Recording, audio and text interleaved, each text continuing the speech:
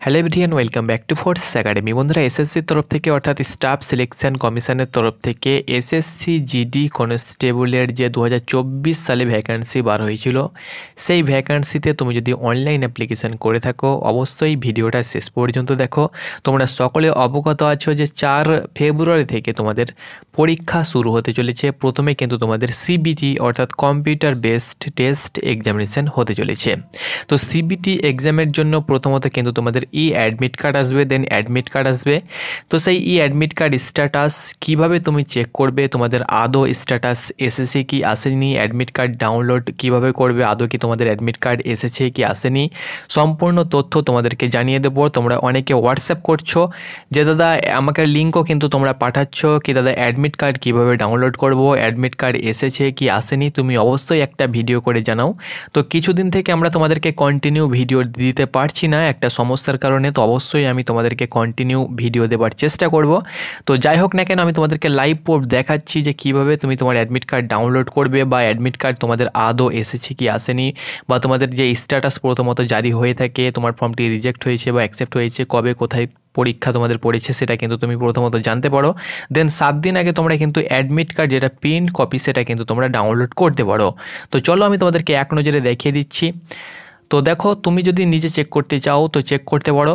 তো তোমরা কি করবে, এসএসসির অফিসিয়াল ওয়েবসাইটে চলে আসবে ssc.government.in বা gov.in, এটা তোমরা গুগল বা ক্রমে গিয়ে টাইপ করবে। দেন এইরকম পেজ তোমরা চলে আসবে, এরকম পেজে যারা স্টাফ সিলেকশন কমিশনের অফিসিয়াল ওয়েবসাইট ভিজিট করেছো তোমরা সকলে জানো। তো এখানে তোমরা লগ ইন বা রেজিস্টার্ড বলে একটি অপশান পেয়ে যাবে, এখানে তোমরা ক্লিক করবে। এখানে ক্লিক করলেই তোমাদের আরও একটি পেজ চলে আসবে, এখানে তুমি তোমার রেজিস্ট্রেশন নাম্বার দিয়ে দেবে এবং তুমি যে পাসওয়ার্ড ক্রিয়েট করেছিলে সেই পাসওয়ার্ড এখানে দিয়ে দেবে। দেখো, রেজিস্ট্রেশন নাম্বার তুমি যে ফর্মটি প্রিন্ট আউট করেছো সেই ফর্মেই কিন্তু তুমি দেখতে পেয়ে যাবে, এবং এখানে কিন্তু পাসওয়ার্ডটি যেটা তুমি যদি তুমি সাইবার ক্যাফ থেকে করে থাকো তারা যে পাসওয়ার্ড ক্রিয়েট করে দিয়েছে সেই পাসওয়ার্ড থাকবে, আর যদি তুমি নিজে ক্রিয়েট করেছো তো করতে পারো, আর যদি পাসওয়ার্ড ভুলে যাও তো এখান থেকে ফরগেট পাসওয়ার্ডও কিন্তু তুমি করে নিতে পারবে। এখানে যে ক্যাপচার রয়েছে সেই ক্যাপচার তুমি এখানে দিয়ে দেবে, যার যে ক্যাপচার থাকবে। দেন তুমি লগ ইন অপশানে ক্লিক করবে। যখনই তুমি লগ ইন অপশানে ক্লিক করবে আরও একটি নতুন পেজ কিন্তু তোমার চলে আসবে, অর্থাৎ তুমি কিন্তু তোমার প্রোফাইলে চলে যাবে। এসএসসির তরফ থেকে যে প্রোফাইল তোমাদের ক্রিয়েট করে দেওয়া হয়েছে সেখানে কিন্তু চলে যাবে। তো তোমরা অন স্ক্রিন দেখতে পাচ্ছ তোমাদের প্রোফাইলের নিচের দিকে এরকম ড্যাশবোর্ড তোমাদের ওপেন হয়ে চলে আসবে। অনেক ইউটিউব চ্যানেল তোমাদেরকে দেখাচ্ছে যে তোমাদের অ্যাডমিট কার্ড চলে এসেছে, এবং স্ট্যাটাস কিন্তু তোমরা দেখতে পাচ্ছ কবে কার কোথায় পরীক্ষা পড়েছে। তো এখানে লাইভ এক্সামিনেশান, এখানে মাই অ্যাপ্লিকেশান, তুমি যেটাতে অ্যাপ্লিকেশান করেছো, যেটা অ্যাপ্লিকেশান চলছে, অ্যাপ্লিকেশান হিস্টোরি, তুমি কতগুলো অ্যাপ্লিকেশান করেছো এখানে দেখতে পেয়ে যাবে, এবং এখান থেকে মাই অ্যাপ্লিকেশানে ক্লিক করলে সেটা কিন্তু স্ট্যাটাস দেখতে পাবে, সেটা কিন্তু তোমাদের স্ট্যাটাস যেটা প্রোফাইল স্ট্যাটাস সেটা।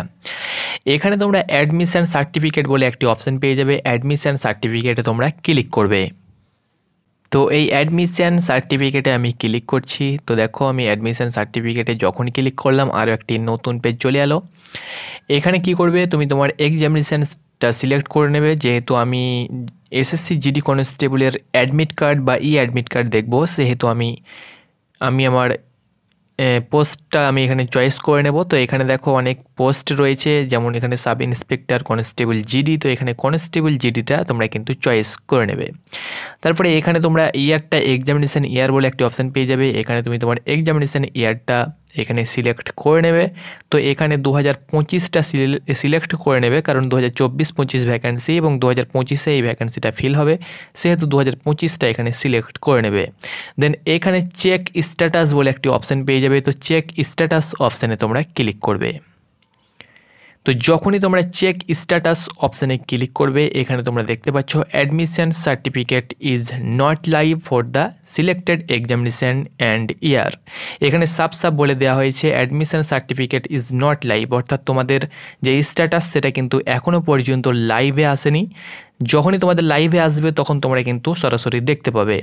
তো অনেক ইউটিউব চ্যানেল তোমাদেরকে দেখাচ্ছে যে তোমাদের স্ট্যাটাস জারি হয়েছে, তোমাদের কোন শিফটে তোমার এক্সামিনেশান পড়েছে সম্পূর্ণ তথ্য তুমি দেখতে পাচ্ছ।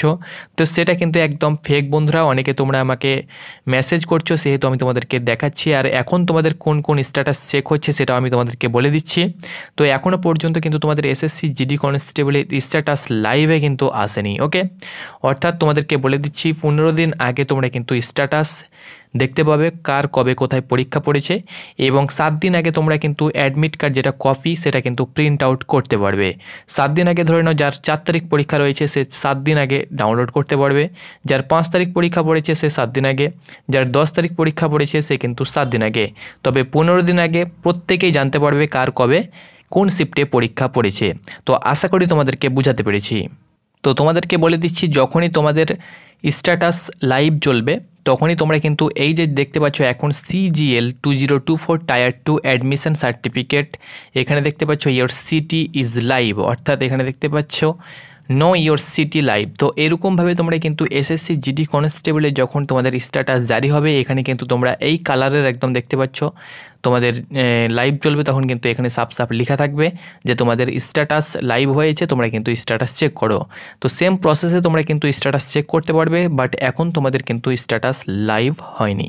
তো যখনই তোমাদের স্ট্যাটাস লাইভে চলে আসবে আমি তোমাদেরকে বলে দেবো, তখন তোমরা কিন্তু সেম প্রসেসে তোমাদের স্ট্যাটাসটি দেখতে পাবে। তো এটি ছিল আপডেট। চ্যানেলে নতুন হয়ে থাকলে অবশ্যই চ্যানেলটাকে সাবস্ক্রাইব করো নতুন নতুন ইনফরমেশান পাওয়ার জন্য।